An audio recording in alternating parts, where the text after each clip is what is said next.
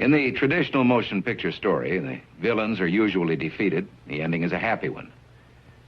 I can make no such promise for the picture you're about to watch. The story isn't over. You and the audience are part of the conflict. More human beings were slaughtered in the 20th century than in all previous centuries combined.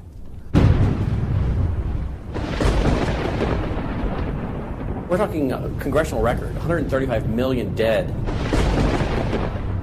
Their entire purpose was to detach our culture from any moral anchors whatsoever. You look at the changes in America since 1960, perhaps. The whole culture's been transformed. They're coming out of the belief that the village should raise the child. The village means the government. They have deliberately destroyed the American family, understanding that's the foundational block that builds a society. We've come from Norman Rockwell's America to Hugh Hefner's America. If we lose the Judeo-Christian framework, we're lost forever. The left wants you to think that the cultural changes that have taken place in America since the 1960s have done nothing but progress us forward toward a brave new world. They look at what holds society together, they understand it, but they don't want that. They want change, and they will subvert and rot every good and decent thing we believe in, because they have a vision for a new society, and that must mean the replacement of the old society. This film will show that the brave new world they seek is nothing more than the failed policies and ideologies of the communism that enslaved over a third of the world's population during the 20th century.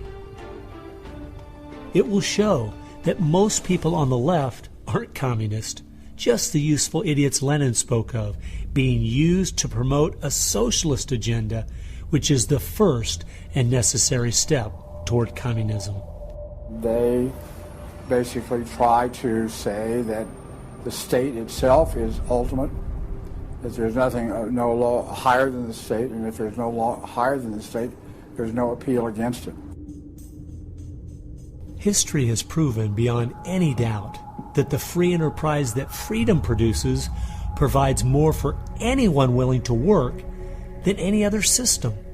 So why would the left still be pushing their socialist agenda on us? I mean, it's really just microwave communism. There's only two possibilities. They're either ignorant or they're evil.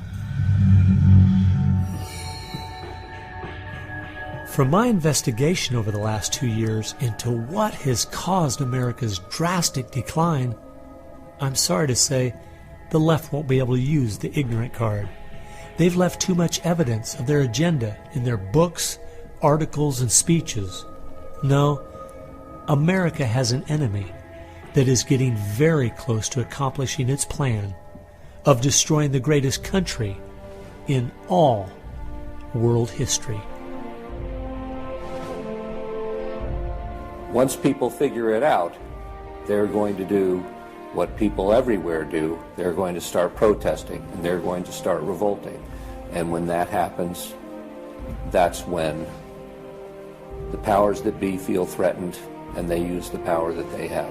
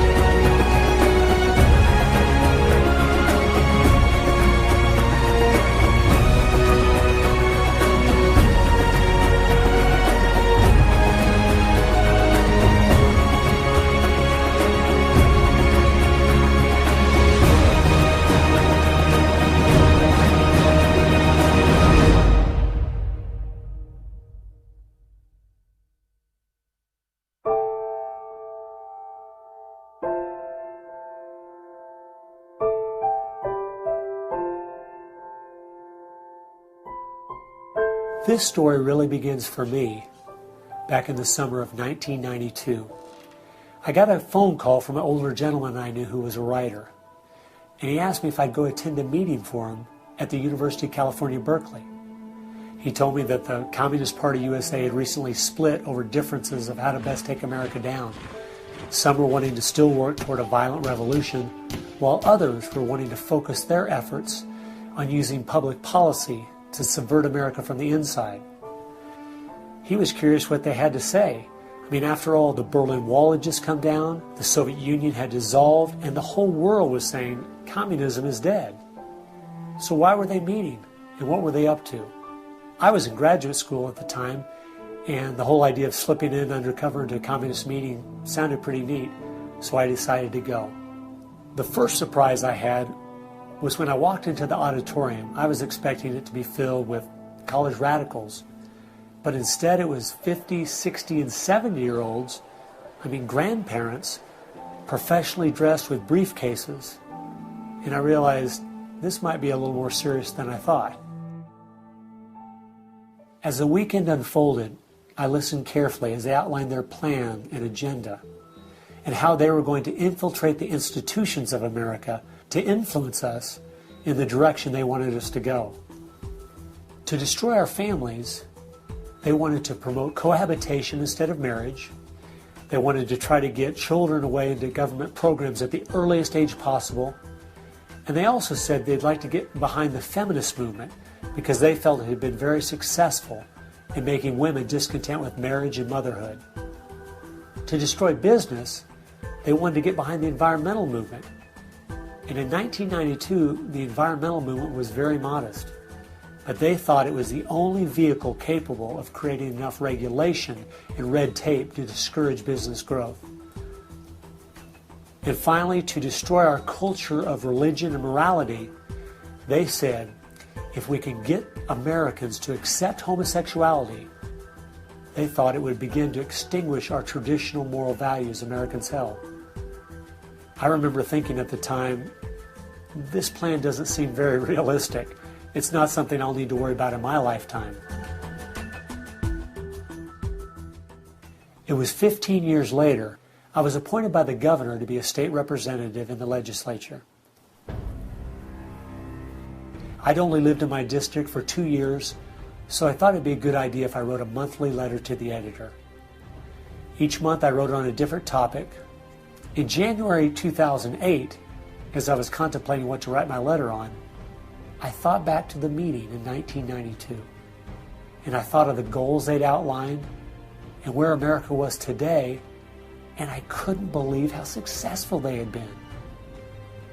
Our families were totally disintegrating. The environmental movement had become the most powerful force for destroying our free markets, and hate crimes legislation was being considered in Washington, D.C.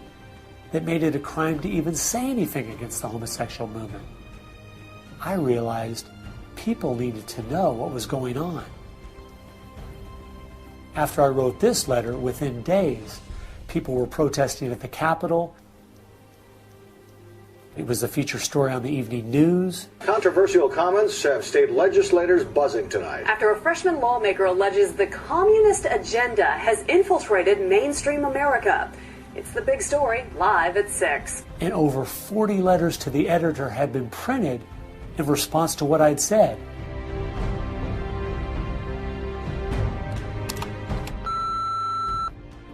Hey, I just wanted to give you support on your newspaper article. Don't let them grind you down. Bye. I realized then I'd hit on something. One of the letters written in my defense stated that a book from 1958 had outlined a similar agenda. And this got my attention. The book was The Naked Communist by Cleon Skousen, who had been a former FBI agent. And inside the book it documented 45 current communist goals from 1958. And as I slowly read through the list, seeing how specific their agenda had been to subvert us on the inside, I couldn't believe it.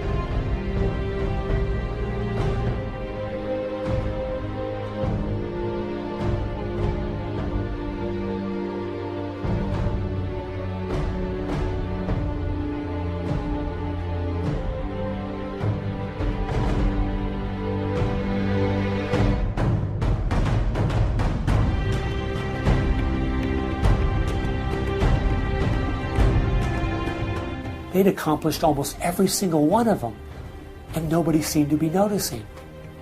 For at least the last 50 years, they'd been working actively behind the scenes, in the shadows, trying to move our people and our culture in a direction that was designed to destroy us.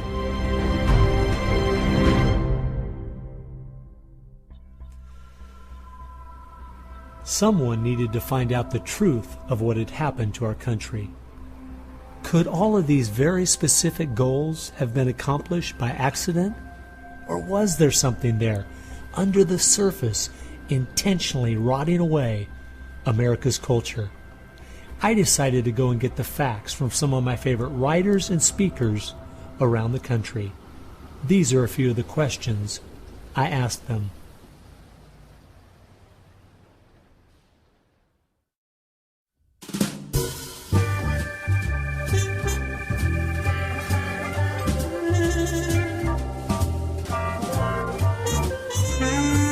The common myth is that communism is dead, but there are more Communist Party members in the world today than there ever have been. One of the things the communists are doing worldwide is not using that name. And so what we have is people with some of the same ideas masquerading in the United States under a variety of names. They're even trying to get away from the word liberal to describe them, and they're trying to call themselves progressives. If you go to the American Communist Party website, all of the programs and policies they support are progressive. So progressives are anything from a hardcore liberal to a communist to a socialist. They all call themselves progressives, and they all have broadly the same values and work together. J. Edgar Hoover is called the masters of deceit. And a good magician raves one hand in the air while he's doing his dirty work with the other hand. And while everybody's saying communism has died, they moved through much of Africa. Communism is resurgent in South Africa. Into South and Central America. Right now, 6 countries in Latin America are now communistic. We have communist China. We have Cuba, North Korea. We have Vietnam. It still dominates behind the scene in Russia. It's still very strong in Eastern Europe. It is strong in the EU. It is strong in virtually every country in the world. Whittaker Chambers said, communism succeeds because most people that promote communist causes are not communist. The useful idiots, that Lenin called them, it gives it an air of legitimacy it would never have if it was identified with communists and communism. So why has it been so easy for them to get people on the left who aren't communists to push forward their agenda? Once I looked at the political scale, it all started to make sense. On the far left, you have 100% government, and on the far right, zero government.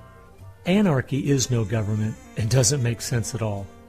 On the far left, you have socialism, communism, and Nazism. All systems that have a socialist form of government with only slight variances between them.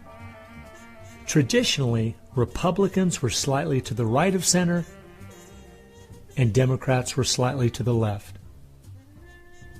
In recent years, though, through the radical influence of the media, Hollywood, and the multitude of Marxist professors in our universities, both parties have slid to the left, with the Democrats going so far they have openly joined hand in hand with the radicals. That's why they all work together.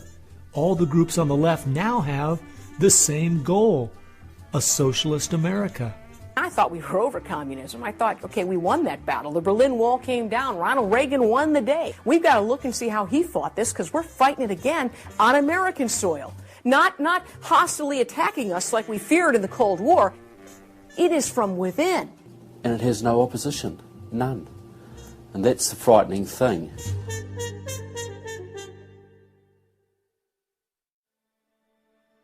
I think it's pretty clear to see communism isn't dead. They now disguise it by calling it different names, but the ideas behind it are alive and well. Almost 1.5 billion people still live in openly communistic countries. But unfortunately, most of us in America who are under the age of 50 have no idea what communism means to the people who live under it. So my next question was, what's so bad about communism? Communism is so evil. It's a completely tyrannical system. The whole history of communism is one of mass murder. Tens of millions of people brutally murdered by the communists. The mass murder of more people in times of peace in all the wars of history combined. Each of those countries where they have taken control, millions have been murdered. When you're asking for what is the legacy of Marxism, it is the greatest killing machine in all of human history. We're talking a congressional record, 135 million dead due to communism. I think the real number is probably, when you add in abortions, over 500 million. The rulers lived rather well, and at the same time you had all kinds of people who were enslaved, put in prison, oppressed, so you had really the opposite of what they claimed was going to be the result of their revolutionary activities. You would think that if the 20th century was the most murderous of centuries, everyone would say, let's find out why. And the truth is, you can't even ask the question. It is verboten to ask the question because the ideas that brought about that mass murder are still being taught in our public schools today. I think one of the reasons this has happened is because there's so much confusion surrounding the word communism. Technically speaking, communism is simply the final phase and goal of socialism. And socialism is best described by two words: big government. Government controls almost everything, and they use this power to take things by force from one person and give it to another. The liberals in America sincerely believe that this isn't evil at all. It is what will finally make things fair and just. There's only one problem that pulls some of us away from this wonderful utopian vision: history. From history we see that whether it was Hitler's National Socialism or Stalin's Soviet Socialism, socialism by whatever name and in all its forms is the ultimate evil. Sooner or later, it destroys everything in its path: law, morality, family, prosperity, productivity, education, incentive, and finally life itself. The problem with socialism is that it creates the conditions for a Stalin or a Hitler to come to power.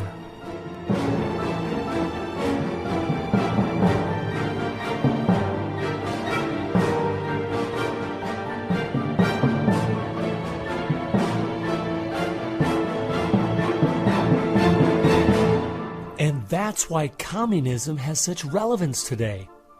It's the final destination on the road we're traveling.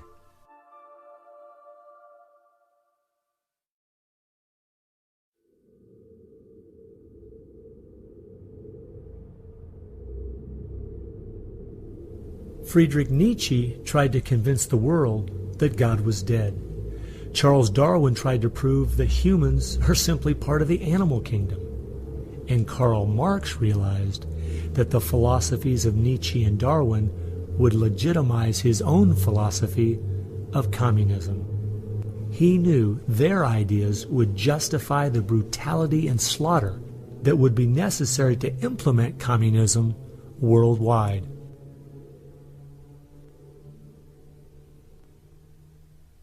It was in March of 1883, Karl Marx, the father of modern-day communism, died.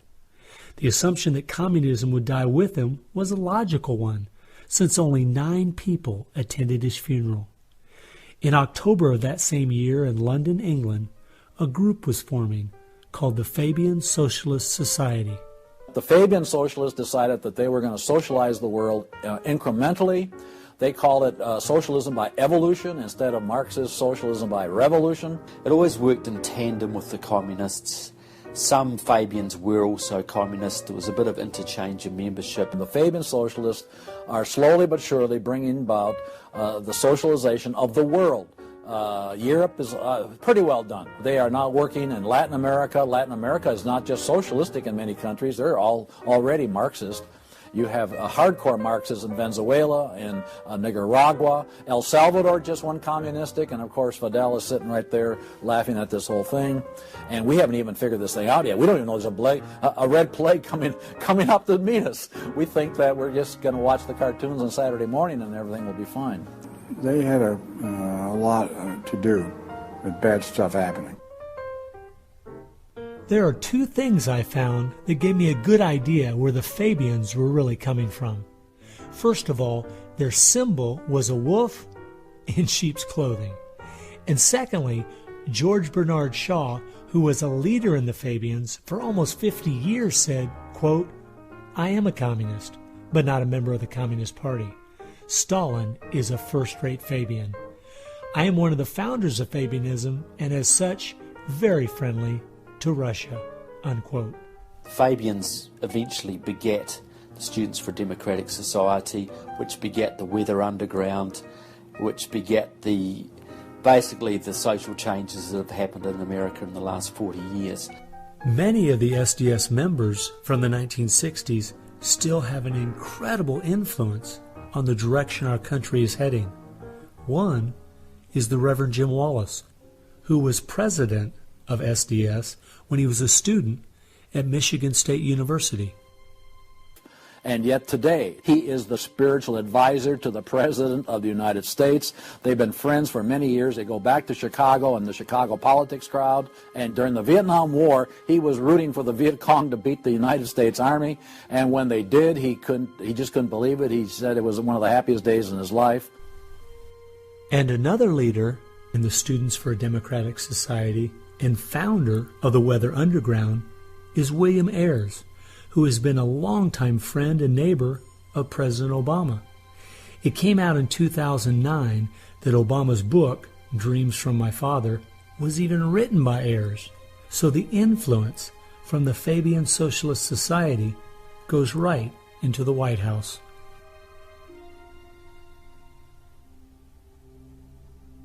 The next group I found that has seriously impacted America's culture is the Frankfurt School.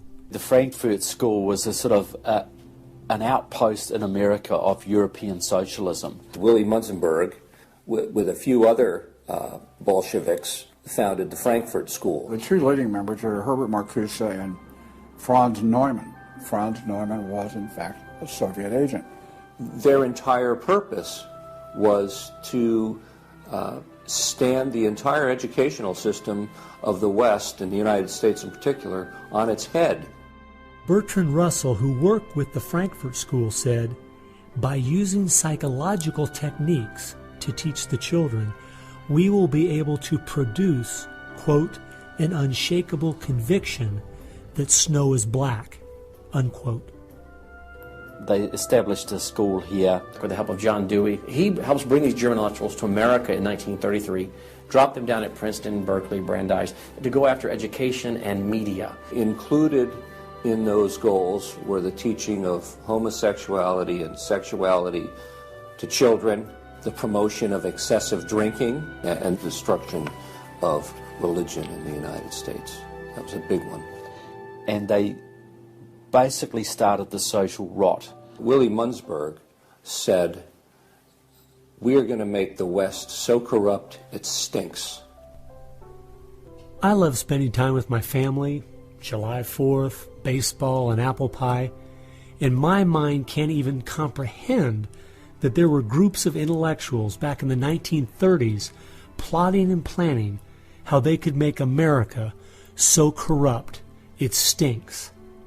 There are certain lines and certain limits, and the left has always pushed it as hard as they can, as far as they can, and will protect any pornographer, any deviant, any negative cultural form they can find, basically to degrade the culture. And that goes right along with the feminism of today, which was part of the Frankfurt School's desire to destroy a patriarchal society for a matriarchal society. In other words, remove the father as the loving provider, discipliner, discipler, leader of his home, where you instill virtues and integrity and modesty. That's been broken down on purpose because they knew if they could destroy the family, they could destroy a nation. And instead of having a father who leads and disciples and protects the home and provides for the family, the government steps in as a nanny state. The Frankfurt School developed the concept of cultural Marxism. Penetrate the culture, take it over, and then everything else will follow. And of course they did that, and today we've had a complete cultural revolution. As many people in America are familiar with the phrase "make love, not war," that actually came from Herbert Marcuse, who was with the Frankfurt School. So these guys went after education, they went for media, and they've been very successful in changing the entire worldview of Americans through what they call political correctness, but it's really cultural Marxism, with the goal being to destroy Christianity, then create chaos, and then move to their ultimate goal, which is from cultural Marxism to traditional Marxism, which is socialism. Most of the strategy to remake America from within started with Antonio Gramsci, who wrote over 2,000 pages back in the 1930s outlining how to take a Judeo-Christian culture down from the inside. The plan he suggested has been the main focus of the left ever since.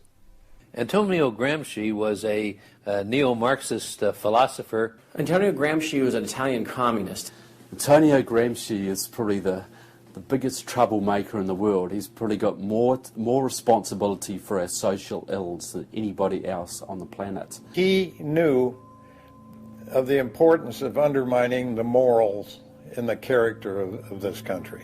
Because America had a strong Christian heritage, you had to attack the culture. You had to change the culture. Even to pornography, into areas that most people normally wouldn't accept. He said that we're going to destroy the West by destroying its culture. We're going to infiltrate and we're going to turn their music, their art, and their literature against them. That means that you penetrate the universities, you write the books, the novels, the poetry, the music, the book reviews. And once you control the culture, then you can sort of shape the thought of rising generations. He differed with Marx. Instead of, for example, destroying the church and the other basic institutions, he said infiltrate them and use them to change the culture. What Gramsci had to say was that this is the way that government is perpetuated and society is perpetuated is through these churches, because they set the standards, they set the framework of the way people live, of rules, how a family should be structured. He didn't want a revolution on the streets that would be overturned by the police the next day. He wanted to change society over the long term so that we'd have a revolution without us even realizing it, basically. And the communists have been very effective in promoting their ideology in Hollywood, in the mass media. And I think he was quite right. I think that's exactly what has happened. I think that's the way it's worked. I think it's working that way now. And that's where a lot of these people come from. And that's been the big success story of communism in the last 50 years. It's the professors, it's the educationalists, it's the journalists. They are the shock troops, the Gramscian shock troops of the future. And one of Gramsci's all-star disciples, Saul Alinsky, became one of the most influential radicals of the 1960s. Well, Saul Alinsky was a prominent radical in 1930 Chicago. He worked closely with the Communist Party. He used to go down and train at the rifle range with Leon Dupre, who was later a mentor of Barack Obama. And they used to train to shoot because they knew the revolution was just around the corner. But that didn't come, so he got a bit more subtle. Well, Saul Alinsky called for a community organizer to stir things up, to create agitation. In fact, he said you'll be accused of being an agitator, and that's exactly what you are. He wanted the haves and have-nots fighting with each other. It wasn't until I was watching an old film from World War II that I realized what the left has been doing in America to pit the poor against the rich, blacks against whites, and the young against the old, is the same tactic Hitler used to disunify Germany. You see, they knew that they were not strong enough to conquer a unified country. So they split Germany into small groups. They used prejudice as a practical weapon to cripple the nation. Remember that when you hear this kind of talk. Somebody's going to get something out of it, and it isn't going to be you. And they use the conflict as justification for more government to stop the chaos. So they create the chaos, and then they step in as a solution to the chaos. And as Francis Schaeffer said, once this chaos comes, most people will willingly give over to an authoritarianism because they don't want the chaos. His book was kind of the field manual, if you will, for these activist organizations. Which President Obama studied and taught at a workshop for 4 years in Chicago as a community organizer for ACORN. As I was reading through Rules for Radicals to see where he was coming from, I just happened to take a look at the dedication in the front of the book. And this is what I saw. Quote, "Lest we forget at least an over-the-shoulder acknowledgement to the very first radical, the first radical known to man who rebelled against the establishment and did it so effectively that he at least won his own kingdom. Lucifer." Unquote. Saul Alinsky from Antonio Gramsci has had an incredible amount of influence on our president and on our society, and he dedicates his book openly to Lucifer, Satan. I think that says more about where their ideas and plans are based than anything else. You asked what Saul Alinsky's impact is on the leftist movement today, and it basically defines it. It defines it. Saul Alinsky took the best of Gramsci and the best of the Fabian socialist ideas, combined, repackaged, and sold them to the 60s radicals. After studying Alinsky, Richard Cloward and his wife, Frances Fox Piven, came up with what is today known as the Cloward-Piven strategy. Now, their idea was basically that to destroy society or destroy capitalism per se, they needed to overload the system. The idea was to get everybody you possibly could on welfare, to get everybody you possibly could basically milking the system in some way or another. It was called the crisis strategy, and it became very well known by activists and radicals in the 60s. They published an article in the May 1966 issue of Nation magazine called The Weight of the Poor, in which they outlined their strategy. Rathke read that article, and Rathke ended up starting what we now know today as ACORN. And of course, Cloward and Piven had been studying Saul Alinsky. So Antonio Gramsci gives us Saul Alinsky. Saul Alinsky gives us the Cloward-Piven strategy, this husband and wife that said, hey, let's collapse the American economy by implementing so many entitlements, so much of a welfare state at collapse.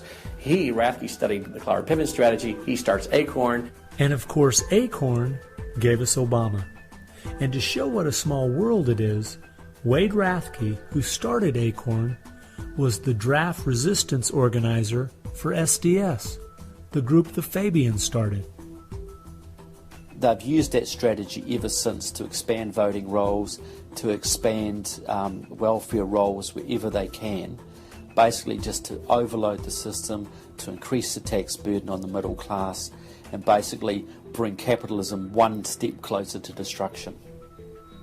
I guess we shouldn't be surprised that we still have open borders, that so many people are dependent on the government, and that the left keeps pushing these programs when all they've done is tear apart the black families in America and create generational cycles of poverty. The last group that has worked alongside the Fabians and the Frankfurt School using Gramsci's approach is the Communist Party USA. Probably the most important book on this subject is called Towards Soviet America by William Z. Foster. William Z. Foster was the head of the Communist Party himself. He ran for the President of the United States in 1932, but in the book Towards Soviet America, he literally lays out chapter by chapter by chapter what is entailed to bring about a USSA, not just a USSR. Two of the movements they started in America have played a significant role in tearing apart our families, in breaking down our morality. Betty Friedan is credited with really starting the feminist movement in this country. The purpose really was to attack full-time homemakers, to get them out of the home, to make them think they live dreary lives, to make women feel they are victims. It's the science of victimology. And that is so unfortunate, because the American woman is the most fortunate class of people who ever lived on the face of the earth. And to try to tell them that they are victims of an oppressive, unjust patriarchy is just a grievous lie. But unfortunately, they are teaching young women that and have been doing it for many years. While Betty Friedan was pushing her book, Feminine Mystique, she implied that she was coming from the point of being a frustrated housewife herself and just wanted to be a help to other women. But later in the 1990s, it came out she was in fact a radical propagandist for the Communist Party and a staunch supporter of Stalin. So when she had described the American family as, quote, a comfortable concentration camp, unquote, it wasn't because of her experience at home. It was because she was just doing her part to dismantle our families. I'm a student of communism, and the communists set up various groups and various societies. Their society that they set up to promote homosexuality in this country was called the Mattachine Society. And it was founded by Henry Hay, a leading member of the Communist Party. So since I was studying communism and teaching on the issue of communism, you just follow leads, and all of a sudden you realize, what is this Mattachine? I've never heard of this Mattachine Society. Well, it was Henry Hay's organization set up to infiltrate the culture of the United States to make homosexuality normal. It's always been a movement dominated by the left. It's all these so-called isms. You will find there's a communist or a socialist behind every one of them, and you'll always see their targets. It's basically the traditional family unit. The war is still against the family. If you go back to the Communist Manifesto and read Karl Marx carefully, the war is against what they called the bourgeois family, which was really the biblical family, father, mother, and child. They want to plow through marriage. They want to change the very definition and meaning of marriage, because their open door to engineering society in this utopian way is blocked by the very values of our Christian civilization that's taught through marriage.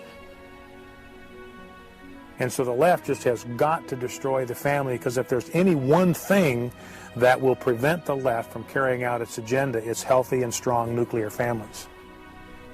And so from the Fabian Socialist Society to the Frankfurt School to Antonio Gramsci and the Communist Party USA, from these four you will find connections to almost every left-leaning person and organization in America.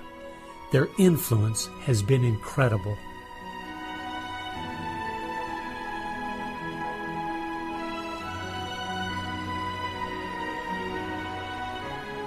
It was in the 1960s all the groups on the left seemed to realize Antonio Gramsci was right.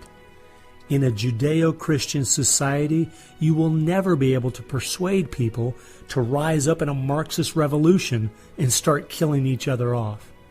The only way to take the culture down is through penetrating the institutions of influence to change the people from within.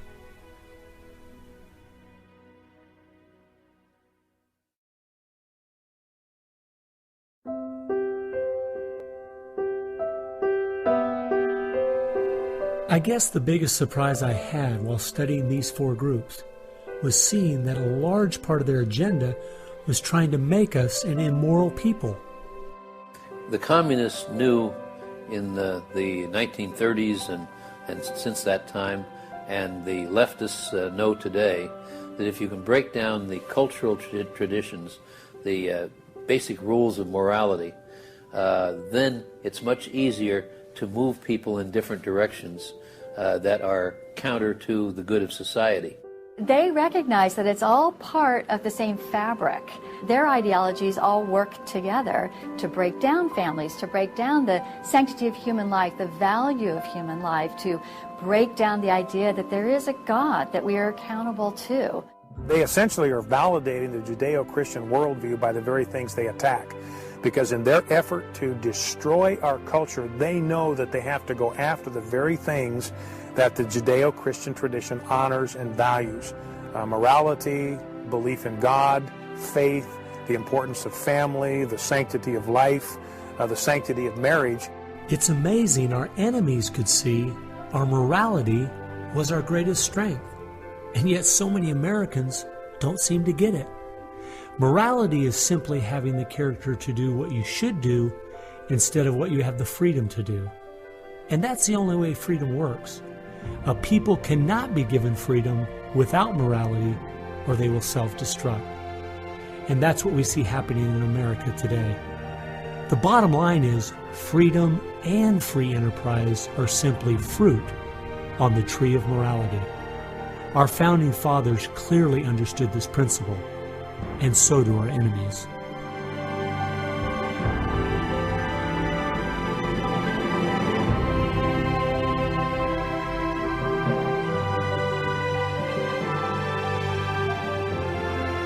There is an important fact we need to face. If we had Ronald Reagan as president, low taxes, and a strong national defense, the ship certainly wouldn't be sinking as fast as it is now, but it would still be sinking. A booming economy doesn't take care of the major problems we face. 50% of all marriages end in divorce. 40% of all children born out of wedlock. Over 3,000 women a day aborting their babies. 19 million new cases each year of sexually transmitted diseases. Schools that teach the children everything is relative. There is no right or wrong. And the list goes on and on. I recently read in our local paper that over the last 12 months, almost 7% of all high school students in my state tried to commit suicide. Our society is falling apart, whether we want to admit it or not.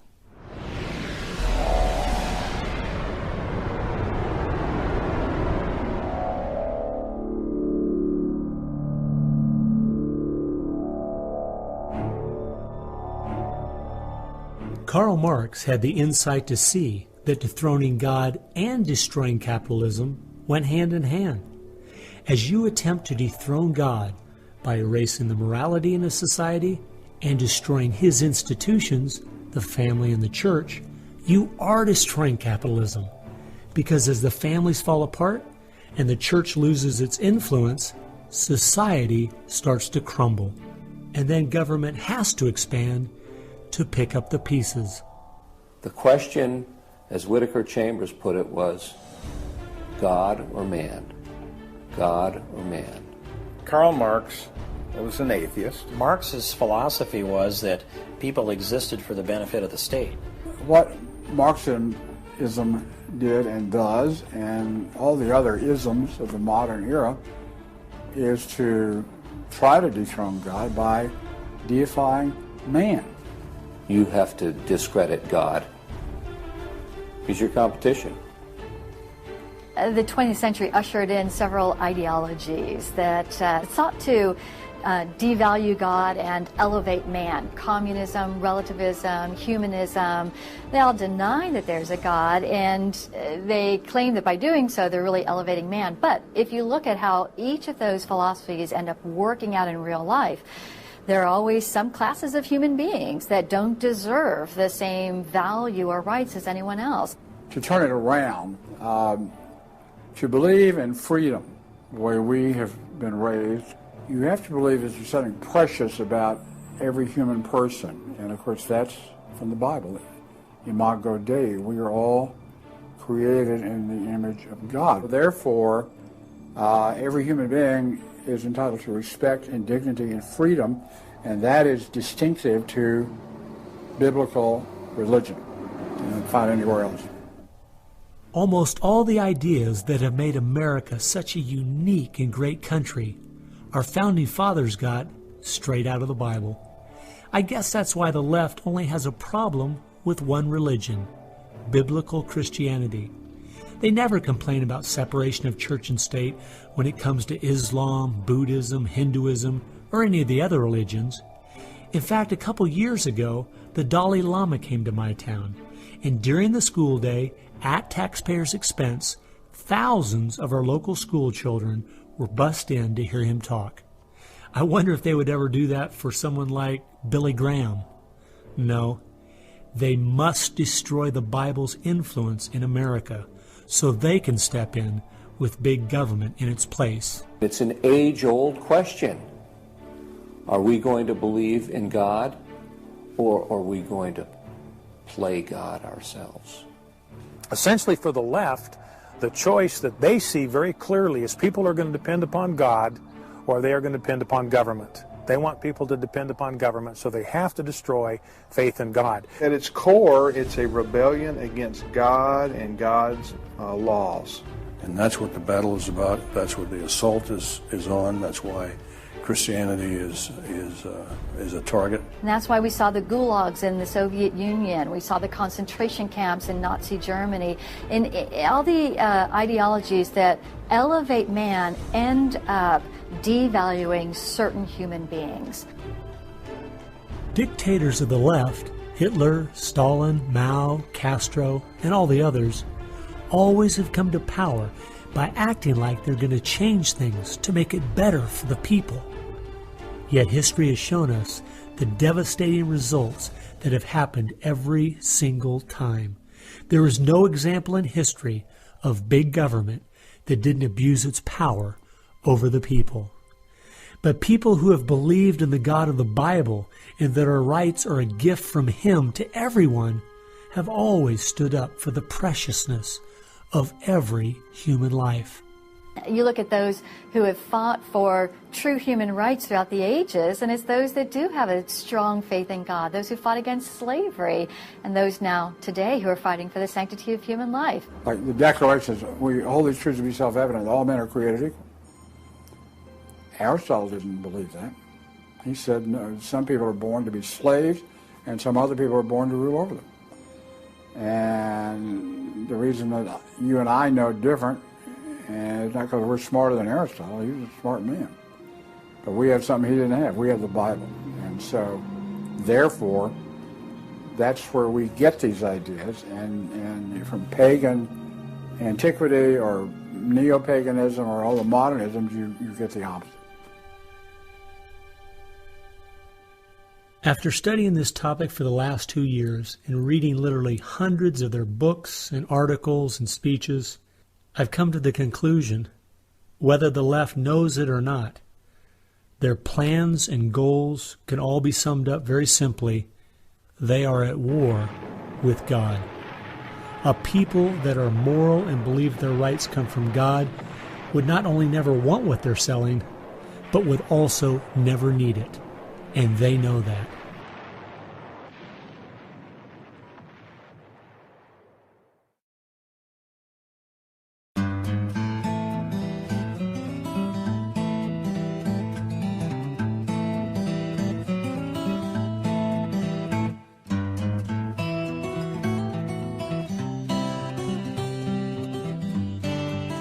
It's obvious if you're trying to subvert a country, you want to control the news. You want to control public opinion. A lot of people realize, well, there's a biased media, and most people know that. Even the Washington Post admitted it. Yeah, we were biased for Obama, so what? And when you enter into the equation, so what?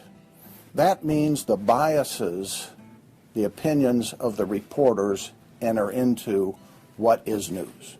They decide whether you have a right to know. And it's no longer a bias. They turn from just political bias to activism. They go to the places that influence, or I should say, where they can have leverage. Generations of journalists have been trained to interpret events, interpret the news, not report the facts, interpret the news. They do not deal in facts because facts aren't effective for them.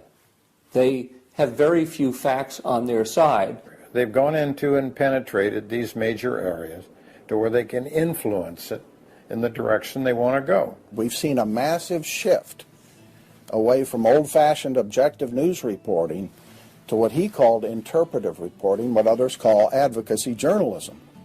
And it's advocacy for a cause. And as a result, we have a news media in the United States that is extremely liberal at the present time. Which was a major, major goal, to control not merely the newsprint, but the television media and Hollywood. Stalin said himself, if I could control Hollywood, I could rule the world.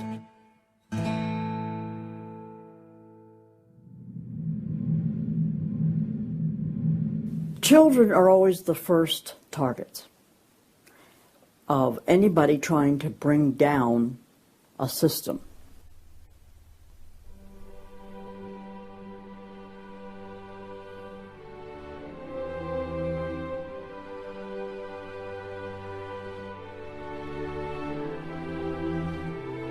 John Dewey is believed to be the most influential man in the whole area of public education.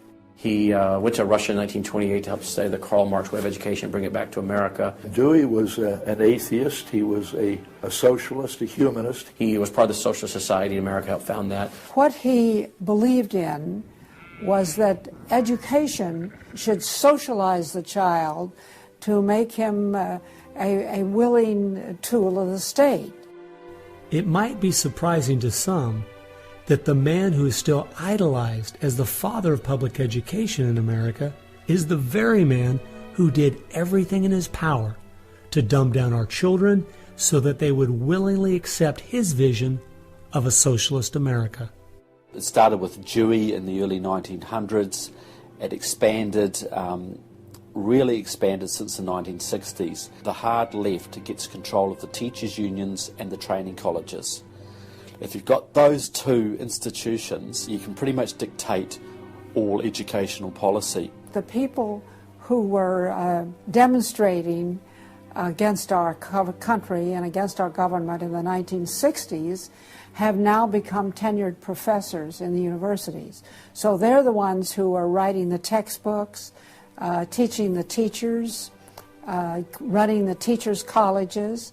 And it's self-perpetuating, because once you have the universities, then you train more cadres and more and more and more. And they discovered that they could do more to remake our country by going into the schools than they could by throwing bombs.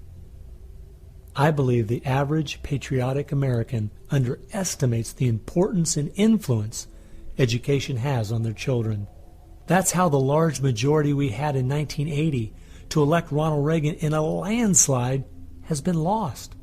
It's not because the other side has had lots of children. No, they're aborting theirs. But instead they're capturing ours through the propaganda they teach them, 7 hours a day for 13 years, and even longer if they attend college. We are losing most of our children to the other side because of the anti-American, anti-God, and anti-free enterprise rhetoric they are filled with in the government schools. Government schools are not teaching basic reasoning processes. They're not teaching logic. They're not teaching actual data of history and science and mathematics. And if your education is rather limited, then you're inclined to believe that government can be the solution to your problems. When you look at the desks in the schoolroom, you'll find 4 together, or maybe a table, they sit around a table.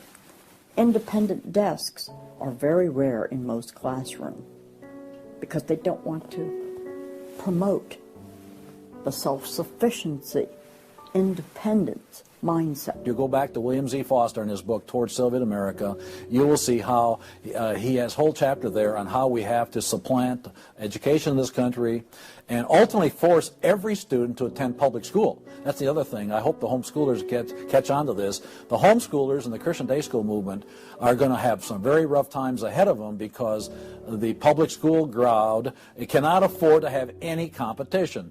And they're being given plenty of competition by the homeschoolers right now. You see the effects of that in lowered educational standards. There's no more studying of the classics or studying of the civics or how the US Constitution was formed. It's all progressive education.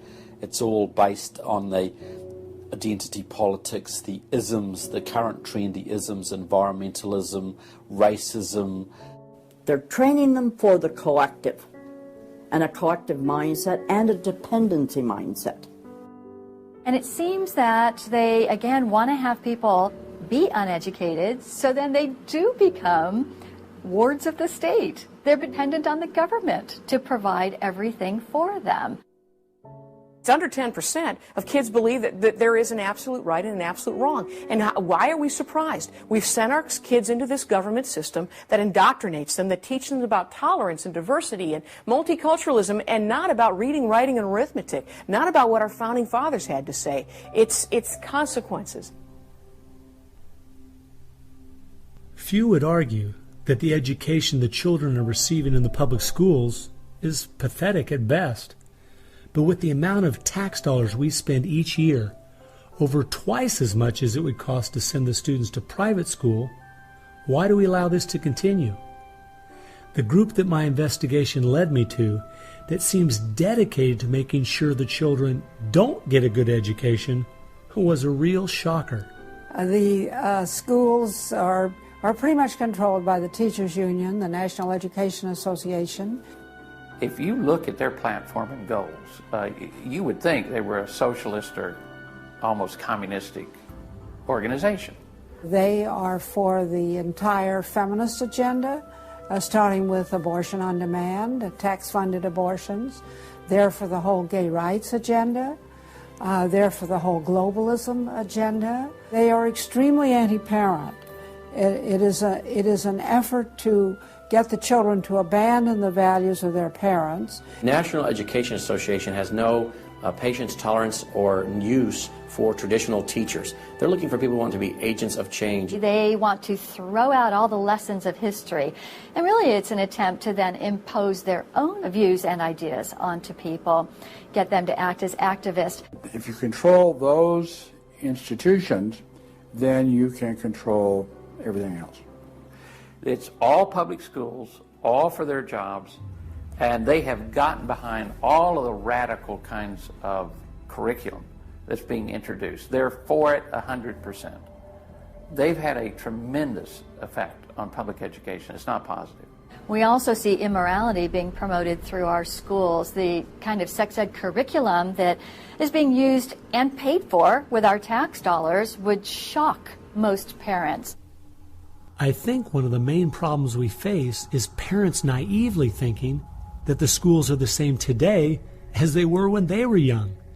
They don't realize there is a battle going on in this country for the hearts and minds of our children. The game is between 15 and 25 years of age. That's the whole game. If you're over 25, the chances are they're going to put a few pennies towards you to corrupt you.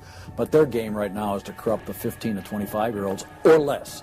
And right now they're down in the first grade with Heather Has Two Mommies, Daddy's Roommate, Gay Pride Parade, and now by 8th grade they'll pass out condoms in school colors because that's so patriotic.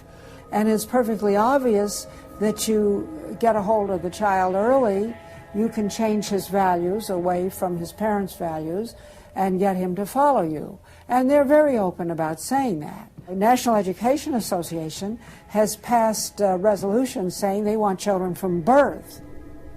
Isn't that interesting?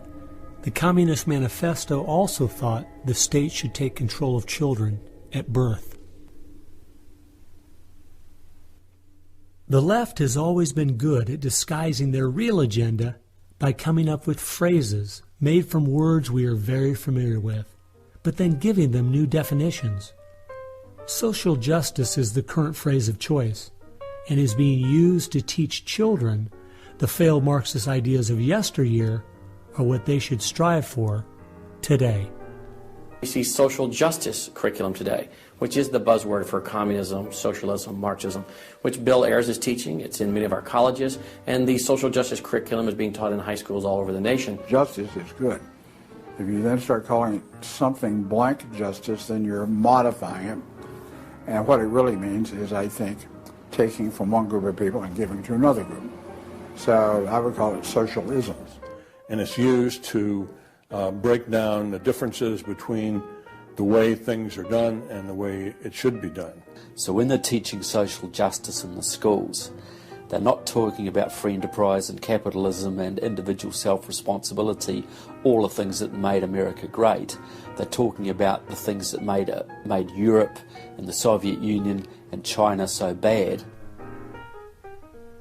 The longer we allow our schools to teach the children that America has so many faults it's not worth saving, instead of the fact that even with its faults, it is the greatest country that has ever existed, the less chance we have of ever turning our people back from the dead-end road we're currently on, a road that promises to give us a perfect world if we'll only give up our sovereignty and our freedom. You're going to find more and more of the following. This is now called a world pledge. We no longer want the Pledge of Allegiance to the flag of the United States of America because that is considered nationalistic, and of course the socialists, communists, and the Marxists and the extreme left wing in the country want nothing to do with it. I pledge allegiance to the world, to care for earth, sea, and air, to honor every living thing with peace and justice everywhere. This came out, first of all, in Superior, Wisconsin. So Superior, Wisconsin was their guinea pig, and there was very little said against it, and so it would then go to the next and the next and the next, and before long you'll have the whole school system standing up saying, I pledge allegiance to the world instead of I pledge allegiance to the U.S. The public schools right now, if you'll read Towards Soviet America, have nearly accepted every item that William Z. Foster said we needed to place into the public school curriculum. And we're seeing the results. You know, people are not as informed as they once were. They think in different ways, and they think in the way that the left intends them to think. Antonio Gramsci realized that if you can take over the institutions and the culture, you will be able to use those to influence society to create the socialist man you want. I think the most brilliant part of his plan was that he realized you could not only create a man that wanted big government to take care of him cradle to grave, but, and this is the genius of Gramsci, you could create a man that needed big government to take care of him cradle to grave. A man so dumbed down and so minimized in society, he wouldn't have the intellect or character to take care of himself.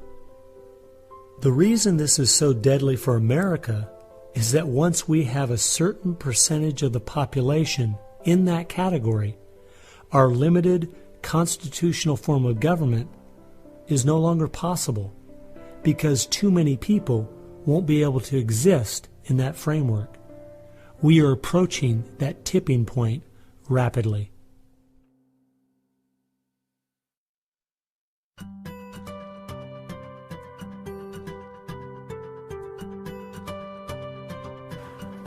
If you can persuade people that government should be in control of the distribution and use of energy, you can persuade them, or rather, you have persuaded them of the necessary and sufficient condition for government control of the most intimate aspects of our lives.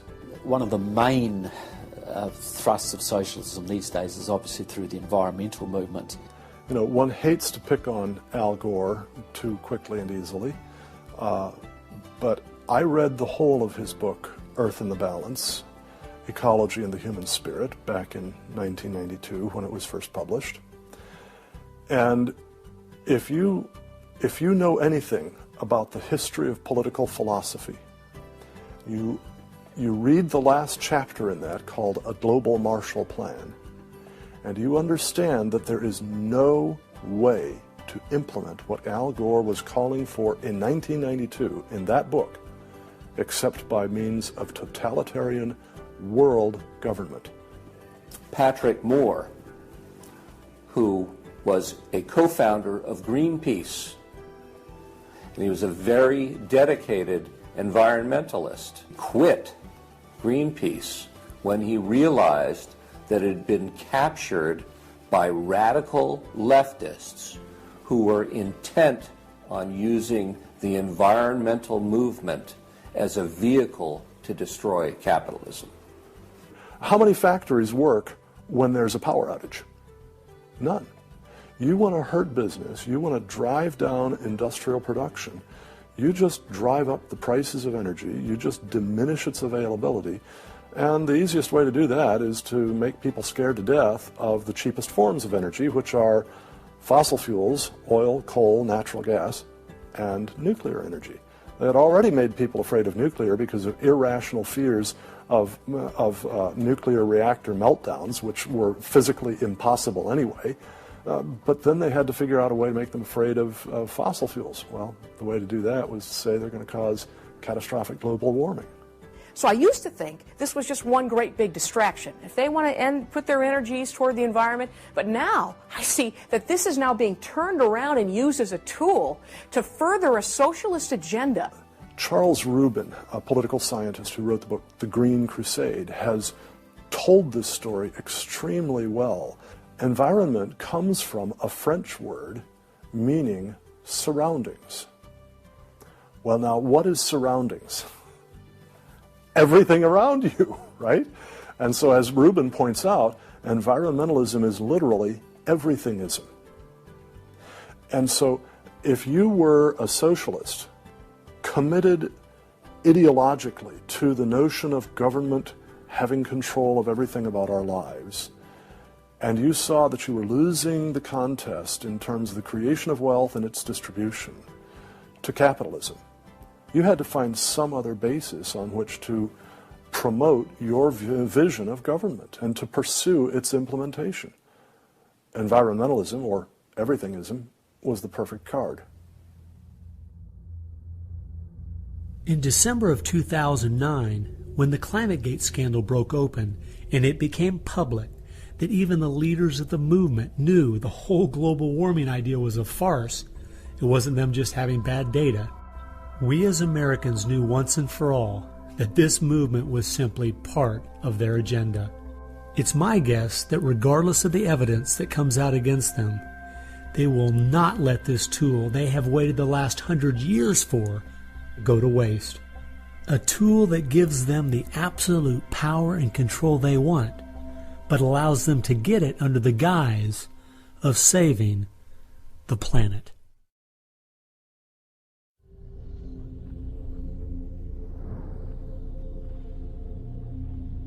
He was born of left-wing parents. He was mentored as a young man by a Communist Party member called Frank Marshall Davis. Now, Davis joined the Communist Party in Chicago, and he was very well connected there. So young Obama eventually wound up in Chicago, and he started working with the very same people that had been working with his friend Frank Marshall Davis. All of his associations have been with people that are way left of center, hardcore left. And he's doing nothing more than what is predictable based upon that background. The nicest word for his agenda is the socialist agenda, and we could go on down the line of the other descriptors of the types of an economy and a society that he's building. It's all the things that Gramsci wanted to use for social change. Yeah, he's the epitome of the movement. If you think there's no way that so few could be so effective, consider this. When the Communist Party USA split in 1992, the group that formed was the Committees of Correspondence, and it was their meeting I attended that summer at Berkeley. As I started researching that group, I saw that many of the same people who started or have worked with the Committees of Correspondence and its sister organizations were the same people who were involved with President Obama's campaign and administration. I found file after file on Trevor Loudon's website documenting with footnotes and photographs these connections. The radical left has been so successful they have persuaded the American people to put one of their own in the White House. Socialism and Marxism go together like Mary and Mary's little lamb. The general populace knows very little about what what the socialists are up to. If you're going to find socialism, you're going to find the hardcore communists right behind it. One of the main avenues has been through what they call the Congressional Progressive Caucus. 20% of the US Congress are members of this organisation. They have chairmanships of most of the major House committees and are easily the single most powerful bloc in the US Congress. And virtually all of them are tied to either Democratic Socialists of America, the Communist Party USA, or other radical organisations. We're literally at this very time watching what's transpiring and has been going on from the Fabian socialist point of view from 1883 to the present. So these guys don't give up. And they're going at a breakneck speed because they know they've got an opportunity now to change America in a way that can never be changed back. And they're going for broke. The Bolsheviks, they're just waiting in the woods and they're just smiling like you can't believe. You just read the Communist Party USA blog and they just can't believe their good fortune. Every time they turn around, they just can't believe this is happening. They're like me. I'm a Christian conservative and I can't believe they've been so successful in doing this. The left has started multitudes of foundations and nonprofit organizations, many of which are using our tax dollars to grind America down.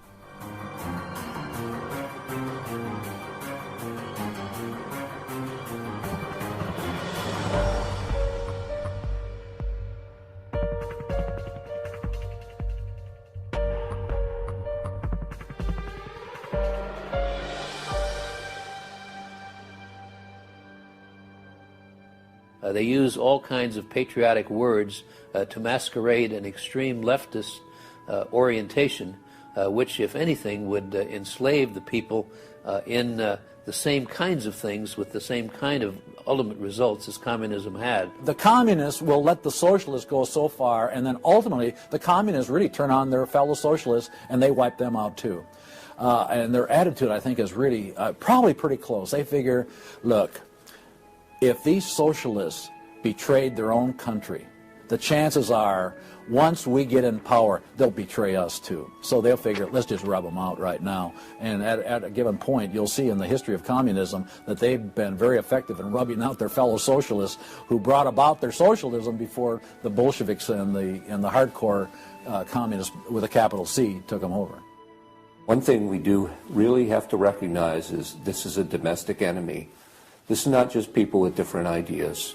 These are not just nice folks who have funny, silly ideas that they will eventually figure out are just not very mature. No, these people are dangerous, dangerous enemies, and they are intent on overthrowing this country and imposing a socialist system that will mean extreme hardship for the vast majority of people in this country. That's true with them constantly seeking to re-engineer society so they reach this level of utopian perfection. Where we, on the other side, we advance the idea that this is about the cause of freedom, and if it hadn't been for Jesus Christ, there never would have been a United States of America, because the inspiration for freedom drove our founding fathers. They were informed by their faith, and I believe guided by the hand of God.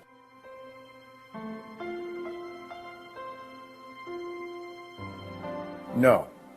No. Perhaps treacherously close. It is never over until it's over.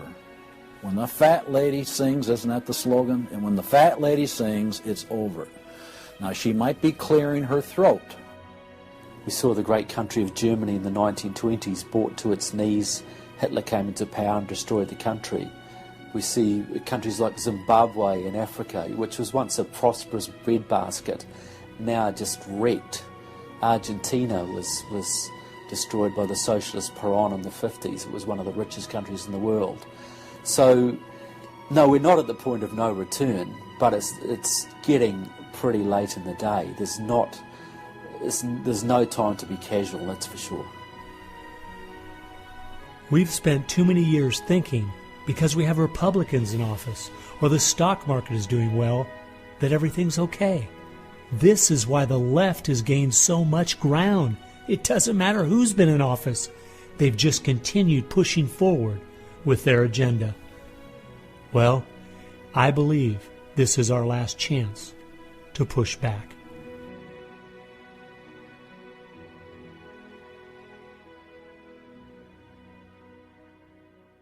If people are looking for something to do, we have our work cut out for us. I believe one of the things that we can do that will have a profound impact in changing America is praying. Well, as soon as we get off our knees, we need to get on our feet. Become educated about what's going on in the country. Spend time reading, understand their philosophy and their goals. They have to master this documentary. They have to go over it a dozen times. It might be having a monthly movie night with family and friends, watching one of the many great documentaries out there about what is going on in our country. One of the things that I think people in the United States who believe in our country, believe in our values, can do, quite frankly, is stand up for those values, to make their views known. And there's times that you got to speak up, and you've got to call things what they are. We need to be willing to be criticized and to not be silent because of the criticism. It was Martin Luther who said, if we're faithful on all battlefronts besides, it's precisely where the battle's the hottest, then we're traitors to the cause. I like the quote by Abraham Lincoln, who said that silence makes cowards out of the best of men. And we got a lot of people that need to be speaking up right now. We have an obligation to speak the truth about the policies that are taking us 180 degrees from God's will. Expand within your church. Expand within the people you have contact. Bring them up to speed and knowledge on what's going on. We need to organize those around us by simply mobilizing the unique groups of people we are in contact with and being their source of information. We can have an extraordinary effect. Lenin said that the organized minority will beat the disorganized majority every time. Why should we be buying products from companies that are going to fund organizations that attack our values? They need to be really smart in using the mass media. They might want to blog. Using the power of YouTube and that sort of thing to educate as many people as possible. A good YouTube video can reach millions of people. And if Susan Boyle can do it, why can't we? If you do the right kinds of things on YouTube that are creative and do them frequently, you can drive a message through society, influencing millions at almost no cost. We need to be the people who graciously but consistently make contact. And express to those folks we elected what we want them to do, and what we believe in, what we think is right. And if they don't follow those things, then we need to make efforts to get them out and get other people in that will. Pick the good ones and stick to them. Don't waste your time on people who won't stand up for their country. All the others are making contact. The people who really want to honor America need to make contact. We also need to be influencing our own families. We've got to teach our own children and grandchildren the difference between truth and error, why they believe the things they do, and the true source of America's greatness. If what we're talking about is true, the most important thing we can do is protect our young, because that is where all of this is leading. They need to get that younger generation under their belt. And more parents are going to have to say, they're just going to have to sacrifice and take responsibility for their kids' education, because that's really where it starts, to impart that belief. The Southern Baptists, we're seeing that 85% of their kids, after they get out of their home, are essentially rejecting their faith, rejecting what they were taught. And of course, I think the reason for that is because their parents didn't have a lot of influence over them. I believe the public schools are the greatest cultural influence in this country. You homeschool your kids or get them in a Christian day school. If there is any way at all, homeschool your children. Homeschoolers out-test everybody. Our children need to be taught from Scripture a properly biblical worldview. That requires time. It requires effort. It requires purpose. Our minds should be the sharpest minds in the world. We need to work within our family to educate our children on what kind of country they live in and build their faith, and then get involved. The left has been working for decades to push us away from God and His laws, and we need to be willing to sacrifice whatever it takes to turn our country back to Him. Throughout our history as Americans, though, there has always been a great price to be paid for preserving, protecting, and defending this great land. the people who built America paid a great price. The people who went to war for our nation, boy, did they pay a price. And one of the American values was, we will pay a price for what is right. We will give of ourselves, even if it requires the giving of our lives. That was an American value. That's why it is such a heroic and honorable thing when a soldier defending us pays that price. That's like when you go to Arlington Cemetery in Washington, or the Tomb of the Unknown. You stand there and you say, this is America. We were the people who so believed in these values that it's an honor to stand for, even if it can cost you your very life. One thing I think we do need to remember, though, is that as we look at those we consider to be heroes in the past, they weren't people who just went along with the status quo. They weren't people who were just saying what was accepted at that time in history. They were people who were rising up above the evil that was being committed in their culture at that time. That's why they were heroes, because they weren't like everyone else. Never, ever lose sight of the power of one individual American. They can have an unbelievable magnifying effect just by the very fact they make up their mind to do so. The hope is in this, as Francis Schaeffer said, that as the dull ache of the human soul can no longer be filled with material prosperity, people are going to turn to spiritualism, whether it be pagan spirituality or biblical Christianity. We know, according to the Denver Post, June of 2008, pagan spirituality is doubling in America every 18 months. So we better get out there, because I'll tell you, pagan spirituality and Christianity will both get you to God, but one will get you there as your judge, as your Savior. If we humble ourselves, we fall to our knees, if we seek His face, we pray, and we turn from our wicked ways, then we have a chance for God to hear from heaven, to forgive our sins, and heal our land. And if we are being judged, then we need to use this as an opportunity to show people that this judgment in this life is nothing compared to the judgment that's to come, that's eternal, and really make them understand the importance of fleeing God's wrath by accepting Him, repenting of their sins through faith and repentance. I believe that's the only chance, the only hope we have as a nation.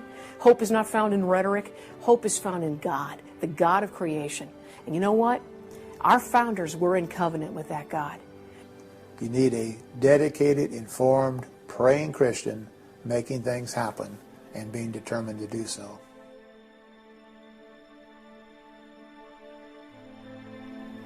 Time has only allowed me to present a fraction of what I found. The reason I called this film Agenda is because I wanted to make a clear distinction between what I was researching and all the conspiracy theories out there. The dictionary says a conspiracy is an evil plan formulated in secret by two or more persons, but an agenda is simply a list of things to be done. At every turn of my investigation, I have found agendas by people and groups of the left outlining their plan in their own words. They've been doing most of this right out in the open. Some of you might be thinking, these Marxist ideas aren't the most serious threat we face. What about militant Islam, our open borders, the national debt, or even China? Well, I agree. America is facing so many serious threats right now. But the reason I believe this is the most dire is because it's destroying us on the inside.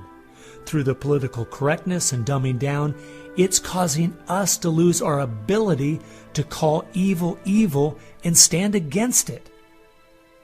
I fear for our country. If we go along business as usual, not informed, not aware of what's going on, then the very small minority that have a plan and are great at organizing the uninformed and misguided will make sure their plan is carried out. I hope you realize it won't just be your children and grandchildren that pay the horrific price of living in the society they're trying to create. No, it will be far worse than that. Every time a civilization goes down or a country goes down militarily or economically, somebody else fills the gap. Now, if you look around the world now, it's going to be China, which is massively arming. You've got Russia, which is becoming increasingly belligerent. You've got the radical Islamic world, which works hand in glove with the Russians and the Chinese all the time. You've got a virtually red Latin America. You've got a neutral socialist Europe. So America hasn't got a lot of friends left in the world.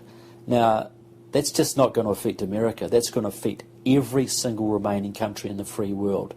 Who's going to stand up to China if America doesn't?